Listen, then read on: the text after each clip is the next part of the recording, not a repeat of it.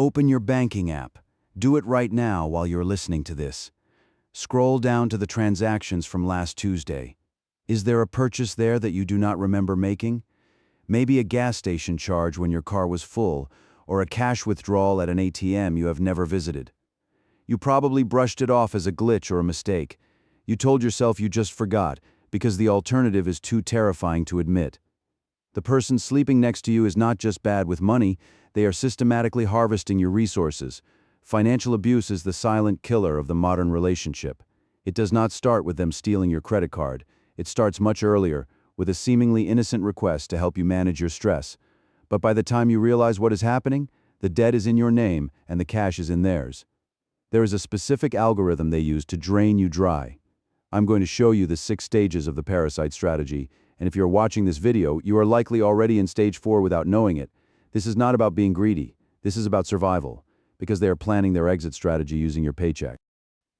Let me tell you about a man we will call David. David was an architect, highly intelligent and very organized. He had a savings account and a retirement plan. Then he met Sarah. Sarah was charming and chaotic. She told him she was an artist who just needed a break. David felt like a protector. He wanted to be the hero who provided stability for this creative soul. In the beginning, Sarah never asked for money directly. That is the mistake most people make. They think predators ask for cash up front. They do not. Instead, Sarah would just forget her wallet, usually on a date where the bill was small. "Oh no, I left my card in my other purse." David would laugh and pay for the coffee. It felt good to take care of her. But then the emergency started. A flat tire that needed fixing immediately. A prescription that insurance would not cover. Small amounts, $50 here, $100 there. David paid them because he was a good partner, but he did not notice the shift. He did not notice that Sarah never offered to pay him back, and when he gently suggested she start a budget, she cried. She told him he sounded just like her controlling father. She weaponized his own kindness against him. So David stopped asking. He handed over the password to his main account to prove he trusted her. He wanted to prove he was not the villain she painted him to be. That was the moment the trap snapped shut. 6 months later, David went to buy an engagement ring. His card was declined, but that was not the worst part.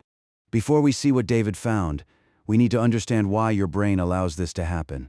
You consider yourself a smart person. You know how to add and subtract. So how do you let someone steal thousands of dollars from right under your nose?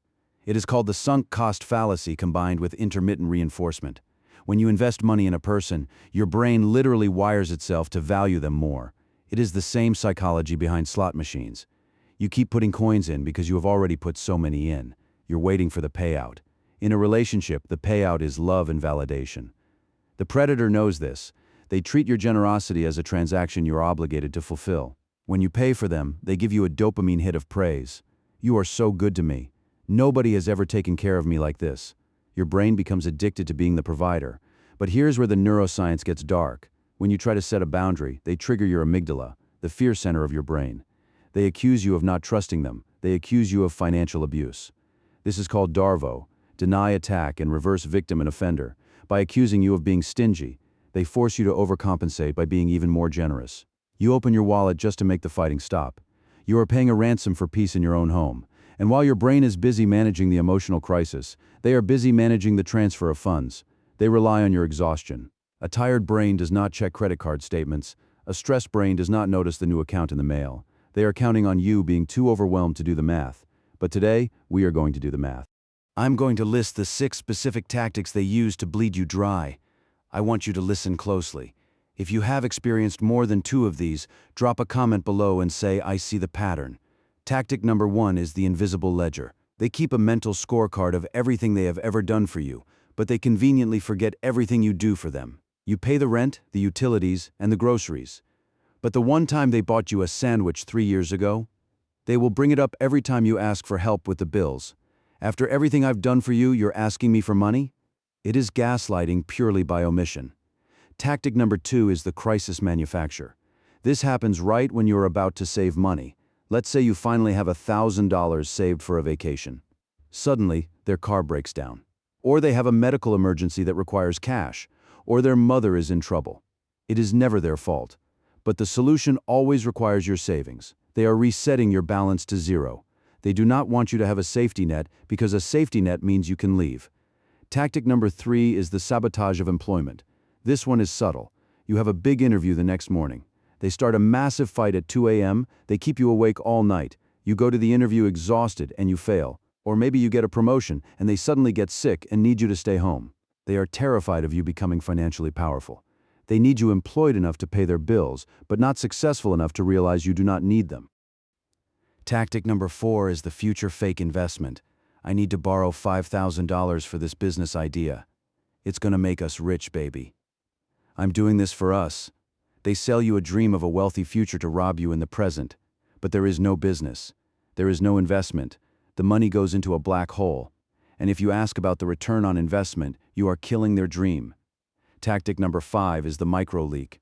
Subscriptions you did not sign up for. Amazon purchases for items you never saw. $20 here, $40 there. They know you will not call the bank for $20. It is beneath your dignity. They bank on your dignity. And finally, tactic number 6 is the audit. This is the most dangerous one. While they spend your money freely, they interrogate you over every cent you spend on yourself. Why did you buy that coffee? Do you really need those new socks? They make you feel guilty for existing. The goal is to make you afraid to spend money, so you leave it all in the account, where they can access it. It is conditioning, and it is working. Now, let's look at the types of financial predators. Not all of them operate the same way. First, you have the mooch. This is the adult child. They refuse to work, or they are always in between jobs. They act helpless. They rely on your savior complex. They are dangerous because they drain your time and energy along with your cash. Then you have the controller. They usually make their own money. Sometimes they make more than you, but they insist on managing all the finances. They give you an allowance. You have to ask permission to buy groceries. This is about power, not poverty. They are stripping away your autonomy. And third, you have the imposter. This brings us back to David. Remember him? He tried to buy that ring and got declined. He went to the bank in a panic. The teller looked at him with pity. "Sir, there have been daily withdrawals for 6 months." David checked the destination of the transfers. They were not going to bills. They were going to a separate account in Sarah's name. And here's the twist. When he confronted her, she did not deny it. She smiled. She said, "I was saving it for us, but the account was only in her name." She was not saving for their future. She was funding her escape plan. She knew the relationship had an expiration date, and she wanted to make sure she left with a golden parachute. Yours. David was left with the debt, and Sarah was already in another city with his savings. If you're feeling sick to your stomach right now, that is a good sign. It means your survival instinct is waking up. So how do you stop the bleeding? You need to execute a financial firewall. Step 1 is the silent audit. Do not confront them yet. If you confront them before you're ready, they will hide the money or destroy the records. Gather your statements, take screenshots, download PDF records of every transaction. You need evidence. Step 2 is the freeze. Lock your credit at all 3 major bureaus. It takes 10 minutes online. This stops them from opening new credit cards in your name. If they ask why you did it, blame a data breach. Say, "I got an alert about identity theft, so I froze everything." Lie to the liar. Step 3 is the gray rock wallet. Stop talking about money. Stop celebrating bonuses. If they ask for money, you're broke. "I'm so sorry, things are tight at work. I actually need to borrow $20 from you." Watch how fast they lose interest in you when the tap runs dry. A parasite cannot attach to a rock. And finally, you need a freedom fund. Open a new bank account at a completely different bank. Go paperless. Do not download the app to your phone. Use the browser in incognito mode only. Funnel 5% of your income there. This is your go bag, because when you finally cut the cord, they will try to scorch the earth. They will try to leave you with nothing. Do not let them. Money is not just currency. In a toxic relationship, money is freedom. David eventually rebuilt his life, but it took him 7 years to fix his credit score. You do not have 7 years to waste. If you recognize the patterns in this video, do not ignore them. Check your accounts tonight. Look at the withdrawals. Trust your gut. And if you found this helpful, make sure you subscribe. Because in the next video, I'm going to talk about what happens when you finally leave and why they always try to come back when you're finally happy. It is called hoovering, and you need to be ready for it. Don't let them steal your future, and definitely don't let them steal your peace. I'll see you in the next one. Stay safe.